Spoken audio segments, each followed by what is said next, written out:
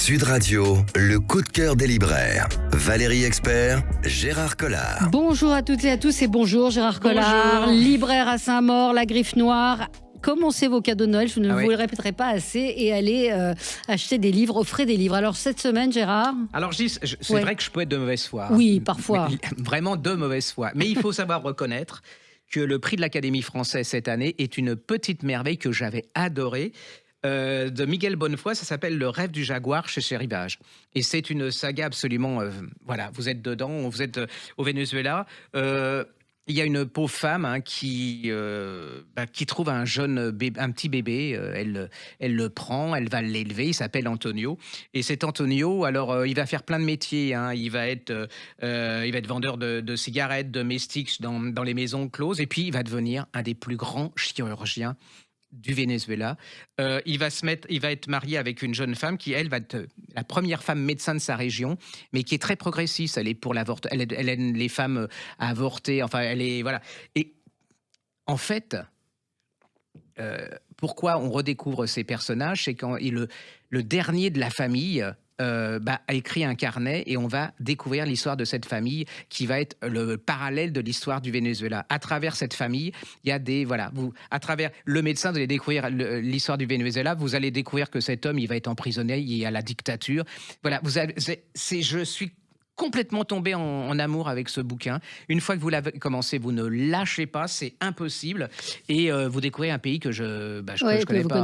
Le Venezuela, j'avoue que je ne connaissais pas. Et c'est vraiment un très, très, très bon roman. Si vous cherchez, par exemple, pareil, pour les fêtes, un livre de très bonne qualité, qui soit passionnant, qui vous cultive, qui vous donne des frissons et qui vous captive, ça, c'est absolument parfait. Vous allez découvrir un excellentissime aussi écrivain. Il faut tout lire de Bonnefoy, c'est aux éditions Rivage. Miguel Bonnefoy, c'est aux éditions Rivage. Et ils ont voté, il y a eu 3 tours de scrutin et il a gagné avec 8 voix contre 7. Donc c'était serré. J'ai beaucoup aimé, c'est vraiment très bien fichu. Donc je rappelle le titre, Le rêve du jaguar de Miguel Bonnefoy. Je vais le lire de ce pas.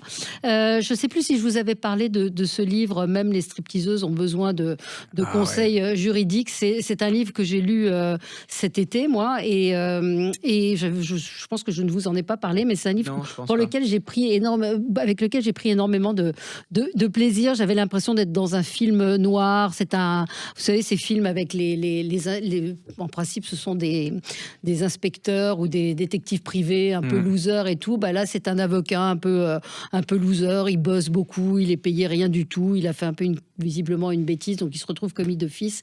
Et il a une vie un peu monotone, pas très intéressante. Et un jour, il y a un type qui vient dans un bar et qui lui propose $1000 par heure pour aller donner des conseils juridiques à des stripteaseuses et passer la nuit dans le motel d'en face. C'est la condition. On lui dit, voilà, vous venez passer la soirée, mais vous devez dormir là. Donc, il se dit, en même temps, qu'est-ce que j'ai à perdre? Et donc, il va régulièrement dans cette boîte de striptease donner des conseils. Alors, elle lui pose des questions, les filles, mais il trouve quand même qu'il est très, très bien payé. Évidemment, c'est un mafieux, le patron de cette boîte de striptease. Pourquoi est-ce qu'on lui demande de se garer toujours au même endroit? C'est un livre extrêmement plaisant. Vous connaissez l'auteur, Gérard, Yann Levison. Vous pouvez tout lire de lui. Un excellentissime écrivain. Très, très bon, très, très bon écrivain. Et moi, ça m'a beaucoup plu. Donc, c'est plaisant. Vous le lisez effectivement avec le sourire parce que c'est un peu des branquignoles. Donc, très bon livre. Moi, je vous proposais un polar qui est passionnant, ce qui est quand même sympathique pour un polar, avec du suspense, mais qui est aussi un livre historique qui va vous replonger dans une époque. Alors, ça s'appelle La Moneda, aux éditions du Toucan. C'est par Stephen Keller. Alors, on est à la veille du coup d'État de la CIA, des États-Unis. C'est un boglio politico-espion en 73, en février 73. Il y a un homme qui est... alors, il se passe... il décrit toute la situation avec la violence, les complots, tout le monde est inquiet. On sent qu'il va se passer quelque chose et qu'Allende, il a peu de chances de s'en tirer. Et là, il y a un homme qui tient un bar juste en face de la Moneda qui cherche une femme qu'il a aimée. il part à sa recherche. Mais alors, il y a un suspense, parce qu'en fait, il donne un nom, mais c'est pas son nom à lui. Donc pourquoi ce faux nom? Et en même temps, va commencer à arriver des meurtres assez bizarres. Enfin, le parallèle, il y a plein d'histoires. Enfin, vous voyez, il y a à la fois Allende, le coup d'État, puis vous allez voir Nixon avec Kissinger qui commence à tisser leur toile, donc, qui va arriver à la mort de Allende, à la Révolution. C'est absolument passionnant. J'adore ce genre de polar parce que c'est à la fois un roman historique, à la fois un roman à suspense, et puis à la fois un simple roman, parce que même si vous aimez pas les polars, ça fonctionne vraiment très très très bien. Je connaissais pas cet homme et franchement, je suis tombé complètement une fois que vous avez commencé. Ouais, Vous lâchez. Ah oui, vous lâchez pas. ouais. Et alors, je trouve qu'il devrait en faire une série. C'est-à-dire qu'il a C'est une très façon visuel, d'écrire. ouais. Ah oui, c'est très visuel. Une fois que vous êtes dedans, vous lâchez pas. Et ça, c'est soit une mini-série, soit un film. Mais ça s'appelle La Moneda aux éditions du Toucan de Stéphane Keller. Et j'ai décidé de relire le reste parce que je crois qu'il a écrit d'autres choses. Et je vous en parlerai. Mais ça, j'ai vraiment pris un grand, grand plaisir. Et c'est une découverte parce que c'est... Bon, on parle toujours des mêmes qui ont du talent, mais il faut essayer de découvrir quelque chose. Et j'avoue que je ne connaissais pas. Bon, signaler la sortie des Piliers de la Terre en bande dessinée, le tome 2 qui vient tout juste d'arriver, Le Feu de Dieu, les Piliers de la Terre, là aussi pour les amateurs de BD, voilà, si vous n'avez pas lu le livre, précipitez-vous parce que c'est Ken Follett, c'est quand même incontournable, c'est se passe évidemment au temps des bâtisseurs de cathédrales, et la BD, c'est peut-être une manière pour des plus jeunes d'aborder, d'évoquer cette histoire. Donc Le Feu de Dieu, les Piliers de la Terre, Ken Follett. Ça vient de paraître chez Glénat. Alors, deux choses pour les ça, c'est mon côté proustien. Vient de paraître de Michel Damblanc, Voyage géographique et littéraire avec Marcel Proust, aux éditions Géorama. Voilà, à travers. Alors, c'est un livre, vous allez regarder en podcast. En fait, il a été recherché tous les endroits, parce qu'en fait, Proust a beaucoup voyagé. Tout le monde se dit, il est dans sa chambre, il bouge pas. Et non, il a beaucoup, beaucoup voyagé. Et là, il va sur le terrain, il vous réexplique pourquoi, où, comment. C'est une replongée dans le monde de Proust. Et c'est hyper bien fichu. Alors, même si vous n'êtes pas proustien, en fait, c'est une sorte de guide de voyage. Ça peut vous donner... par exemple, il y a plein il est passé d'endroits par où je où ne savais pas. Par exemple, il a été visité, il fait une visite en Suisse, à Coppet. Je ne savais pas du tout. Il y a plein d'endroits comme ça. Et en plus, ça se lit, vous pouvez le lire dans le désordre. Vous allez voir comment il partait en voiture. Il y a Venise, bien sûr. Puis il y a une iconographie qui est assez sympathique. Voilà, il a été se balader en Touraine aussi. Ça s'appelle Voyage géographique et littéraire avec Marcel Proust chez Géorama de Michel Damblanc. Vraiment, je me suis vraiment évadé avec ce bouquin et ça m'a... Vous avez appris des choses parce que vous êtes un spécialiste. Franchement, il y a des choses que je connaissais pas du tout. Donc, allez-y, mais c'est un beau guide de voyage. Très bien. Alors, quoi d'autre? Vous avez des albums aussi pour enfants, parce qu'on se rapproche encore une fois de... aussi, j'aime beaucoup, ça, c'est Où tu iras, mon cœur te suivra, de Brigitta, ou je ne sais pas si on dit Brigitta ou Brigitta Sif. C'est aux éditions Kaléidoscope, c'est l'école des loisirs.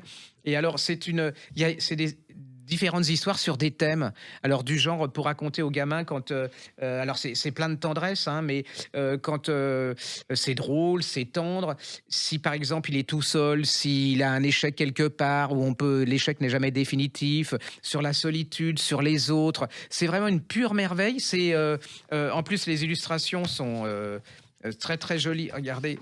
Enfin, je vous le dis, regardez, mais voilà, parce qu'on est en podcast, mais vous voyez, une petite souris. Voilà, les petites souris. C'est vraiment tout en tendresse, c'est cocooning, c'est vraiment très joli. Ça, c'est le livre. Alors, je vais être vachement, très sexiste, mais en tant que client, on a des grands-mères, vous savez, qui savent pas. Ils nous demandent quoi offrir en se disant le Petit Prince, ça va quoi. Et là, vous avez un livre qui est très joli, qui est très tendre et qui en même temps peut servir à solutionner des problèmes des petits enfants quoi. Ouais. Après, il y a un moment, il y en a ras-le-bol des messages. Mais c'est sympa. Non, là c'est mignon. Non, mais c'est sympa. vrai, ça permet de faire passer des messages. Alors après, il y a dans le rigolo le nouveau livre de Vizorek. Sur le suppositoire et le Père Noël. Le troisième tome. Troisième tome qui vient d'arriver. Un classique. Là, il n'y a pas vraiment de message métaphysique, mais sur la précarité. Enfin, c'est sur la notion d'éternité. Pour le suppositoire, l'éternité, c'est un peu compliqué. Ça c'est sûr. Donc ça vient d'arriver. Ça s'appelle l'histoire du suppositoire qui voulait sauver Noël. Donc c'est Alex Vizorek et Caroline Allende. Ça marche bien aussi pour les 7-8 ans à peu près, Oui, hein, oui, c'est ouais, ça. ouais. Allez, on a fini, on se On se retrouve retrouve. dans un Ouais. instant. Sud Radio, le coup de cœur des libraires. Valérie Expert, Gérard Collard. Alors, Gérard, on continue avec d'autres conseils Ouais, de lecture. on en parle un peu. Alors, c'est un bouquin que j'ai beaucoup aimé qui s'appelle Cœur de Thibaut de Montaigu chez Albin Michel. Alors, je savais pas que Thibaut de Montaigu, c'est l'arrière-petit-fils de Gaston Gallimard. Ah. Ouais, bah, si j'avais su, je l'aurais pas lu. Et, Toujours le mot pour rire. alors, c'est son histoire vraie, hein, quelque part. Il raconte. Alors, il y a son père. Son père est très, très, très malade. Très. Voilà. Et son père lui demande. Alors, il y a une description de la maladie. Et alors, le père était un flambeur. Ouais. Il était amoureux des femmes, incroyable. Il a une vie, mais absolument. Voilà. Ouais. C'est un peu la Suzanne Valadon du XXe siècle, Ouais. version masculine. C'est la vie Par tous les flambée, la vie de tous les côtés. Oui, hein. absolument. Vieille famille aristocratique, hein. Et donc il va passer, hein, donc et son fils va le revoir. Ils se sont jamais beaucoup parlé, hein. C'est vraiment comme ça arrive souvent à des pères et à des fils. Et il lui demande de faire une biographie sur un ancêtre qui était hussard, qui est mort en 1914 en chargeant à la en cavalerie, comment on dit, en chargeant, oui, en chargeant, Ouais, il était cavalier et tout. Et lui, il se demande pourquoi il lui fait faire ce genre de choses, mais comme ils se connaissent pas beaucoup, qui va mourir, il dit on va se lancer là-dedans. Et à travers cette recherche, il va découvrir toute une famille avec. Alors il y a des gens absolument incroyables. Vous allez vous replonger sur Robespierre à la Révolution. Enfin c'est absolument hallucinant. Il y a de l'amour, il y a des secrets. Il y a un secret. Et en fin de compte, pour moi, c'est un des plus beaux livres. Enfin un très très très beau livre sur l'histoire d'amour d'un père et d'un fils. En fait, le père, quand il lui dit d'écrire cette biographie, cette recherche, c'est une main tendue, quoi. Il lui dit pas ouvertement, et c'est les retrouvailles. C'est les retrouvailles, et c'est comment aussi, c'est un message. Faut toujours, mais c'est un peu niais ce que je veux dire, mais il faut toujours dire aux gens qu'on aime, qu'on les aime, et c'est souvent trop tard et on peut plus rien faire. C'est plein d'humour, c'est passionnant, c'est cette famille un peu décadente, un peu voilà, absolument. Mais vous êtes pris, quoi. Il y a de l'amour, il y a de la haine, il y a des on peut dire des complots, il y a un secret. Ouais. Vous allez comprendre pourquoi l'importance de cette mort, de cet homme qui en fait va se charger, mais comme si c'était un suicide. Donc voilà, il écrit très très bien. Alors il y a des fois c'est un peu long, enfin sa lenteur et tout, mais j'ai adoré ce bouquin. Je me suis fait avoir. J'ai été jusqu'au bout avec plaisir. Et ça s'appelle Cœur de Thibaut de Montaigu, c'est chez Albin Michel. Vraiment, allez-y. C'est voilà, le personnage du père m'a beaucoup intéressé, fasciné. Et cette famille aussi en général. Olympe Versini, je ne sais pas si ça vous dit quelque chose, ça a été la plus jeune femme étoilée de France. Et alors, il y a un livre magnifique qui paraît chez Hachette Pratique, où on la voit derrière un homard. C'est une femme qui a été précurseur, qui déteste qu'on l'appelle chef avec 2 FE. Elle avait le tout Paris qui venait dîner chez elle à Paris. Elle avait un restaurant à Montparnasse dans les années 70. Et c'est un livre qui lui rend hommage. Magnifique livre aussi, avec des recettes signées Anne Ettoré et des photos sublimes de Claire Kurt aussi, qui est une très grande photographe.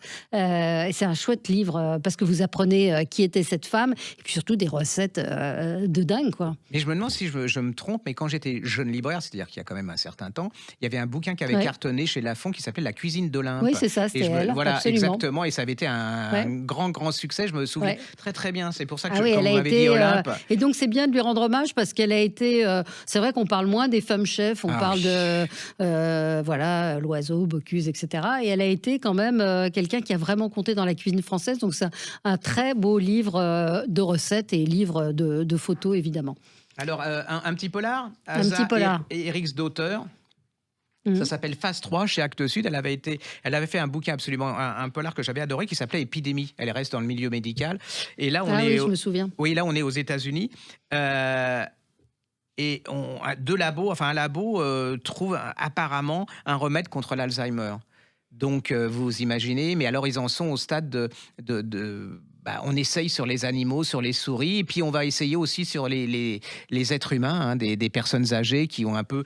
Alors, il y a deux choses, il y a cette recherche, il y a ces expériences, et puis vous avez il y a des personnages, enfin, où on décrit bien les héros, il y a un vieux monsieur, et puis il va se passer quelque chose, c'est que dans un EHPAD, il y a un monsieur de 80 ans qui va massacrer les gens qui sont dans cet EHPAD. Pourquoi? Parce que cet homme, il avait rien, absolument rien pour être violent. Et puis, il va y avoir plein de choses comme ça qui vont se passer, des souris qui vont devenir folles, qui vont qui vont être agressives. Et puis, vous avez ces gens qui travaillent pour les labos et qui commencent à se poser des questions. Mais il y a tellement d'argent, de pouvoir, d'ego. On ne sait pas on sait comment ça va finir, puisque ça prend des proportions pas possibles, mais c'est absolument passionnant. Et puis ce que j'ai aimé, c'est l'alliance du suspense avec les analyses psychologiques des gens, enfin des scientifiques, des gens qui sont malades. Il y a le père avec sa fille. C'est vraiment tout en humanité. Et puis c'est ce qui se passe actuellement. On sait très bien l'influence de l'argent, et on plonge en plein dans ces labos. J'ai vraiment, vraiment, je me suis fait avoir une fois dedans. Voilà. Alors si vraiment vous êtes pour le polar qui va à 100 à l'heure, et c'est pas forcément pour vous, mais c'est si vous aimez les polars qui sont psychologiquement bien construits, qui sont en plein dans l'actualité, qui vous apprennent un monde aussi que vous connaissez pas, allez-y, c'est vraiment très bien fait. Ouais, très bien. Alors, moi, je suis en train de lire ce livre, Le sentiment des crépuscules, de Clémence Boulouc. C'est chez Robert Laffont. Ça fait partie de la rentrée littéraire aussi, Le sentiment des crépuscules. Mais c'est la rencontre de Stefan Zweig et Salvador Dali qui vont rencontrer Sigmund Freud, qui vient tout juste d'être exfiltré de l'Autriche nazie. Donc Sigmund Freud, il est très vieux, il est sur le point de mourir. Et c'est cette rencontre qui a eu lieu et alors elle s'est renseignée, c'est très documenté, mais c'est surtout extrêmement bien raconté d'un point de vue psychologique, avec des personnages féminins très réussis comme Gala, qui accompagne Dali, qui a 34 ans à l'époque.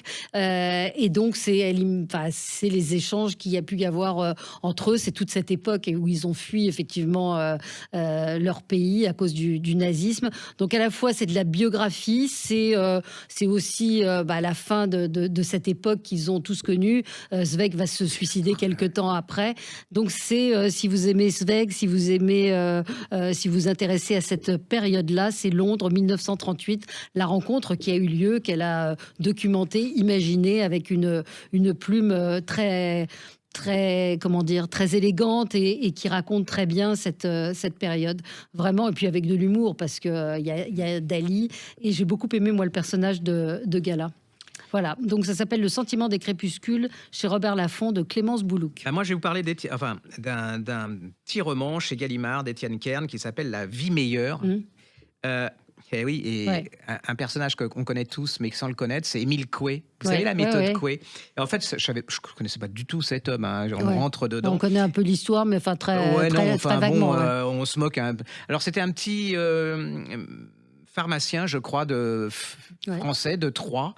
Et vous allez voir comment il va établir cette méthode. Alors, il était célébrissime à l'époque, hein, mais incroyable. C'était une diva, tous les hommes les plus célèbres, les philosophes, les écrivains venaient le voir. Lui, ce qu'il voulait, c'était rendre les gens heureux à travers sa méthode, le bonheur, la santé et tout. C'est un peu, alors certains disent que c'est le précurseur du développement personnel. Et alors et puis c'est lui qui invente le placebo quelque part, hein, puisque si vous répétez je vais bien, bon, on va se rendre compte que ça marche pas forcément. Mais quand vous lisez certains livres en ce moment, c'est la folie du développement personnel, vous dites qu'il y a quand même beaucoup de ça. Hein, je vais bien. Sur le comportementalisme, absolument. Sur changer votre comportement. Il y a un parallèle aussi, ce qui est très bien dans ce roman, c'est le parallèle entre l'écrivain et sa situation, son état d'âme, et ce personnage qui, en fin de compte, va vite retomber dans l'oubli. Hein. Autant il est moqué. Hein. Aujourd'hui, la méthode Coué, c'est un peu péjoratif. Alors on ne sait pas si... j'arrive pas à me cerner si c'était un roublard, si c'était un arnaqueur ou si c'était quelqu'un de vraiment scientifique ou s'il y croyait et tout. Mais c'est ça qui fait la force du bouquin. Et puis, le parallèle avec cet écrivain et ses doutes à lui, sa psychologie. C'est tout petit, hein. mais j'ai passé un bon moment avec ce bouquin. C'est chez Gallimard dans la collection blanche, La vie meilleure d'Étienne Kern, donc qui raconte la vie effectivement de quoi qui a été à son époque en tout cas extrêmement respecté et c'est ça qu'on découvre aussi. C'est une sorte de star. C'est mythique, ouais, c'est vraiment un type, mais c'était vraiment, on pouvait pas imaginer. C'est comme Pasteur, il avait une aura absolument incroyable au niveau de la science. Et qui était quand même convaincu de ce qu'il disait. C'était pas un escroc. La vie meilleure, donc on vous le conseille, qui est paru chez Gallimard. Bah, écoutez, je crois qu'on a fini pour cette semaine et qu'on a pas mal de choses à lire très différentes. Merci à vous, Gérard. À la semaine prochaine. Sud Radio, le coup de cœur des libraires. Valérie Expert, Gérard Collard.